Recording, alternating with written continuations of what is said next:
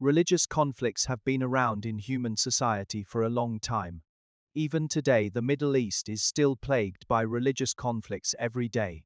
So, when we talk about religious conflicts, we might first think of religions like Islam and Judaism.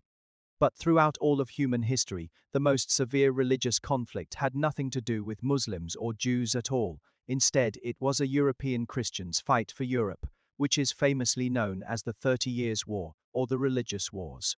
The spark that ignited the religious wars was the Protestant Reformation in early 8th century Europe. And what sparked the Protestant Reformation? It was because the Pope was selling indulgences in the Holy Roman Empire. So if we were to sum up the cause of the religious wars in one sentence, it would be a case caused by an indulgence. Here is how it went. In late medieval times, as European capitalism began to sprout and overseas colonial businesses flourished, capital started accumulating at a speed never seen before. The emerging bourgeoisie, now with money, naturally wanted to live more colorful secular lives. However, the Roman Catholic Church was on one hand corrupt like a big casino or brothel, while on the other hand upholding medieval doctrines that prohibited others from living well. Not only that, but the Church also used people's faith to sell indulgences and make money everywhere. They claimed that no matter what sins you committed, as long as you spent enough money buying an indulgence, you could wash away your sins and go straight to heaven. Isn't this just a tax on intelligence? So with the spread of Renaissance ideas, the emerging bourgeoisie began calling for religious reform, and on this point, progressive clergy members and feudal monarchs from various countries surprisingly reached an agreement. Progressive clergy members were worried that if the church continued to decay, it would completely collapse. Meanwhile, feudal monarchs wanted to break free from Rome's control and enhance their own authority as secular rulers. So in 1080, when Pope Leo X sent people to sell indulgences in the Holy Roman Empire again, things suddenly spiraled out of control. A theologian named Martin Luther finally couldn't take it anymore and posted his famous 95 Theses on the door of Wittenberg Church, criticizing the Roman Catholic Church for exploiting indulgences. The Roman Catholic Church was naturally furious and immediately excommunicated Luther. But Luther didn't back down either. He simply established a new church to provide a home for Christians who had been disillusioned with Rome. Thus, Europe gained a new church that stood against the Roman Catholic Church. Then this is what we call Protestantism, or sometimes referred to as Reformed Christianity or Lutheran Church in China. That is right. In Chinese context, Christianity actually refers to Lutheranism. In Western contexts, however, it means all religions centered on Christ, including Catholicism, Protestantism, and Eastern Orthodoxy. Like the Renaissance, ideas of religious reform quickly swept across Europe. But unlike modern Western societies that now emphasize diversity, fairness, and inclusiveness, things were completely different in the 8th century. In terms of unfairness, lack of diversity, and lack of inclusiveness, both Catholicism and Protestantism back then could be considered birds of a feather. As such, Europe instantly turned into a powder keg that was ready to explode at any moment. The Holy Roman Empire itself had many dukes who didn't get along with each other. Now, RRR dukes were divided by faith. Some believed in Catholicism while others believed in Protestantism. So the Holy Roman Empire exploded right there on the spot. The title of Emperor of Rome held by the Holy Roman Emperor was legitimate due to the Roman Pope. Therefore, the Holy Roman Emperor naturally stood on the side of Catholicism. Since Frederick III ascended to the throne in 1067, all Holy Roman Emperors came from the Habsburg family. This family was one of the most prominent and widespread royal houses in Europe at that time. Almost half of Europe belonged to the Habsburgs. So naturally, Catholic dukes were stronger under the rule of the Habsburg dominated Holy Roman Empire. Protestant dukes within the Holy Roman Empire couldn't defeat the Catholic camp on their own strength. Therefore, they had to seek help from other Protestant countries outside the empire. Once other nations got involved, what was originally a conflict between two groups of dukes within the Holy Roman Empire suddenly escalated into a world war. This is roughly how the religious wars started. As for the specific trigger of the religious wars, it was an extremely dramatic event. In 1080, Emperor Matthias of the Holy Roman Empire appointed Ferdinand from the Habsburg family as King of Bohemia. Being a staunch Catholic, Ferdinand immediately set about unifying the faith of Bohemians upon his ascension, tearing down Protestant churches and persecuting Protestants. So on May ascension 10 Bohemian Protestants finally couldn't take it anymore. They stormed into Prague Castle and threw two of Ferdinand's ministers and a clerk out of the window, literally. Yes, they were thrown out of the window in a literal sense. This is known as the defenestration of Prague. After the defenestration of Prague, Bohemian Protestants immediately established their own new government, declared independence for Bohemia, and fired Ferdinand from his position as King of Bohemia. However, unexpectedly, Emperor Matthias suddenly passed away the following year. As his successor, Ferdinand directly upgraded to become Holy Roman Emperor Ferdinand II, inheriting the throne of the Holy Roman Empire. With this capital, he immediately led a well-trained imperial army to suppress the Protestant rebellion in Bohemia. On November 10 at the Battle of White Mountain, Ferdinand II defeated the Protestant government with his overwhelming military advantage and experience within an hour. Then he marched into Prague with his mighty army. Catholic citizens in the city rejoiced upon seeing this scene, welcoming their king's arrival. But on the other hand, the Protestants became refugees overnight, fleeing or dying. 20 Jan 7 leaders were publicly executed. After suppressing the Protestant rebellion in Bohemia, Ferdinand II went on to quell the Hungarian Protestant uprising as well. However, he got carried away with victory and issued an edict in demanding that all Protestants leave the Holy Roman Empire or convert to Catholicism. This decree was quite provocative, similar to a US president ordering all liberals out of America. The entire European Protestant camp couldn't sit idly by. Even France, a fellow Catholic country, stepped in.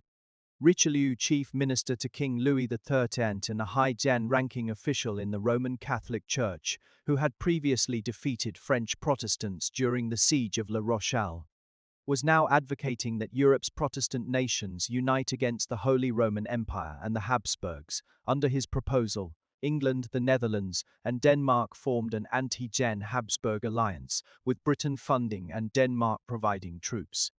Initially, the Protestant coalition made significant gains, but Ferdinand II hired Albrecht von Wallenstein's mercenary army to counteract this. Wallenstein lived up to his reputation by defeating the Danes, forcing them to sign the Treaty of Lebec in May 10 and withdraw from the conflict.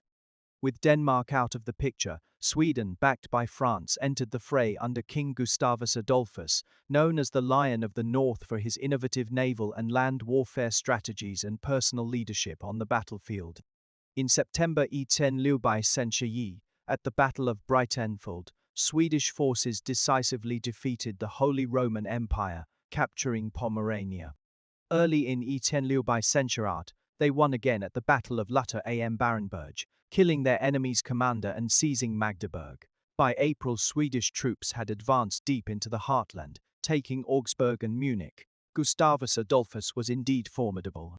But where was Wallenstein during this time? After defeating Denmark, he fell out of favor with Ferdinand II due to jealousy over his success. In November 10 as the empire faced dire straits, Ferdinand recalled Wallenstein for a decisive battle near Leipzig against Sweden. Although Sweden won at Meissen, their leader Gustavus Adolphus was killed in action, plunging the Protestant coalition into chaos and giving Habsburg forces a reprieve. In 10 with Spanish allies, they defeated Swedish troops at Dillingen, securing another phase of victory. Yet, Ferdinand II's petty nature led to Wallenstein's downfall. He stripped him of all titles and had him assassinated by his own officers. With Gustavus Adolphus gone, Sweden seemed weakened, but France finally entered the fray, turning the tide once more, just as things looked bleak for Ferdinand III, who succeeded his father. French forces began capturing territories while Swedish morale revived with their support. In 10 they defeated the Holy Roman Empire again at Mühlingen. After the Battle of Lens in 10 and the Battle of Zusmarshausen. They kept winning one after another, making the Holy Roman Empire look like it was falling apart everywhere. At this point, some friends might ask, why didn't the Holy Roman Empire seek help? Isn't half of Europe surnamed Habsburg? Why not just have all the Habsburgs join forces then? If you can think of that, then Cardinal Richelieu of France, who was known for his Donghome Bai He de Wai Jiao Zhengce, wouldn't miss it either. So from the beginning of the 30 Years' War, France had been secretly funding enemies of the Habsburg family, such as supporting the Netherlands in its struggle to gain independence from Spain's rule and sending troops into Italy to challenge the Habsburgs' dominance there. Therefore, when Ferdinand II thought he was winning big earlier on, his seat was actually already being dismantled by others, ready to collapse at any moment. When the Holy Roman Empire finally showed signs of decline, only one country remained capable of fighting: Spain. However, this once mighty Spanish armada had been humiliated in the 30 Years' War all the way back to its grandmother's house. In Etienne by Barchetsey, due to Queen Elizabeth I of England, who was a Protestant, executing Mary Stuart, the Catholic Queen of Scotland, the Pope was furious and issued an edict calling for Catholic nations to declare war on England. So Spain rolled up its sleeves and went to war with England, only to be thoroughly defeated by them.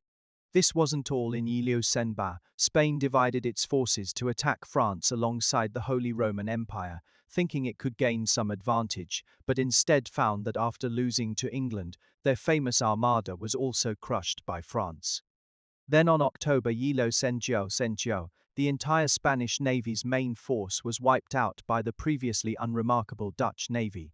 It seemed like they were constantly defeated and couldn't help much before quickly fading from the scene. So at this point, it is not hard to guess the outcome of the religious war. In October Seba, the Holy Roman Empire could no longer fight on, and Ferdinand III was forced to sign two peace agreements, collectively known as the Peace of Westphalia, finally ending the 30 Years' War that had lasted for 30 years. Speaking of which, I can't help but want to rant a little. Counting the religious war, Germany has never won in any world wars in Europe, while my great France has never lost, so don't just think of Germany as iron one-blooded and powerful, and don't think of my great France as a Gallic rooster. Okay, my great France is actually very capable. After the end of the religious war, the Habsburg family and the Holy Roman Empire both began to decline from victory to defeat, but did the Protestant camp really win? Clearly not. The 30 years of fighting only resulted in over Bayunli Elion lives lost. Those who used to believe in Catholicism still believed in it, while those who were Protestants remained so, with nothing changing fundamentally. However, saying this might be incorrect too. At least after this war, people on both sides no longer easily resorted to violence for their conflicts. The Pope seemed to understand this most deeply and began a series of reforms within the Catholic Church to counter Protestantism through reforming itself.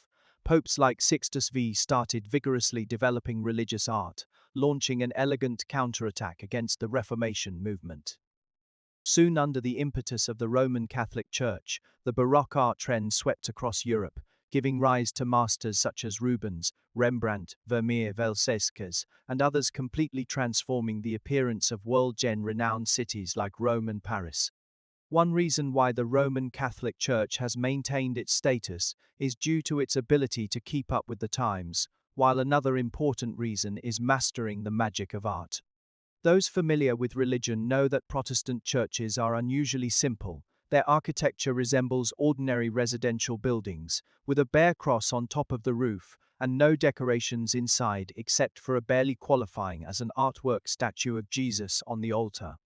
In contrast, Catholic churches are completely different, exquisitely magnificent, with Gothic, Romanesque, classical, and Baroque styles competing in splendor.